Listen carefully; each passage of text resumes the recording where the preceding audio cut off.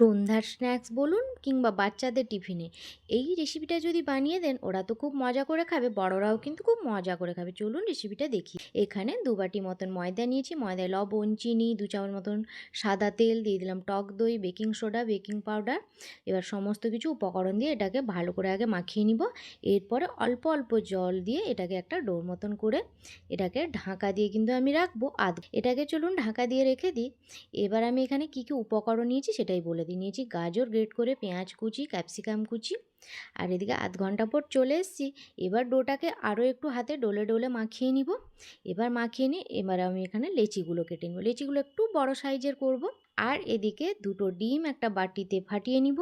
এবার ডিমে একটু অল্প পরিমাণে লবণ দিয়ে এটাকে ভালো করে ফেটিয়ে নিয়ে এদিকে গ্যাসে কড়াইটাও বসিয়ে দিয়েছি। কড়াইতে আমি দিয়ে দিব ডিমের গোলাটা ঢেলে দিয়ে এবার এটাকে ভুজিয়া করে নেব। এই যে দেখুন আমার ডিমের ভুজিয়াটা করা হয়ে গেছে। এবারও এটাকে নামিয়ে নিব।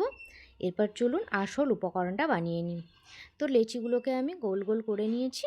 আর এদিকে আমি একটা থালায় তেল ব্রাশ করে নিলাম। এরপরে আমি যে লেচিগুলো করে নিয়েছিলাম ওগুলোকে বাটির মতো করে নিব। ওগুলোকে বাটির মতো করে নিয়ে একে একে এখানে দিয়ে দিব গ্রেট করে রাখা গাজর, পেঁয়াজ কুচি, ক্যাপসিকাম কুচি, ডিমের ভুজিয়া। আর সব শেষে কিন্তু আমি এখানে দিয়ে দিব, এখানে আমি চিজটাকে গ্রেট করে দিব।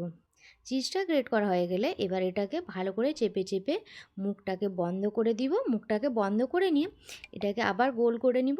গোল করে হাতের তালুতে এটাকে চ্যাপ্টা করে নিব। আমি কিন্তু এটাকে আর বেলবো না। এই যে দেখুন এইভাবে চ্যাপ্টা করে নিব। আবার বাকিগুলোকেও আমি এইভাবে বানিয়ে নিব। তো আমি এখানে 5-6টা মতন বানিয়ে নিয়ে এগুলোকে আমি কিন্তু কড়াইতে ভাপাতে দিব। তো একটা স্ট্যান্ড বসিয়ে দিয়েছি। এরপরে এটা কড়াইতে বসিয়ে দিয়ে ঢাকা দিয়ে দিব। 10 মিনিট পরে আপনাদের দেখাই কতটা সুন্দর হয়েছে।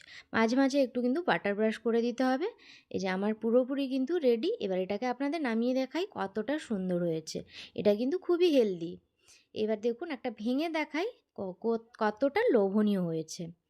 এই যে একটা চলুন ভেঙে দেখাই আপনাদেরকে। এটাকে এইভাবেও খাওয়া যায়।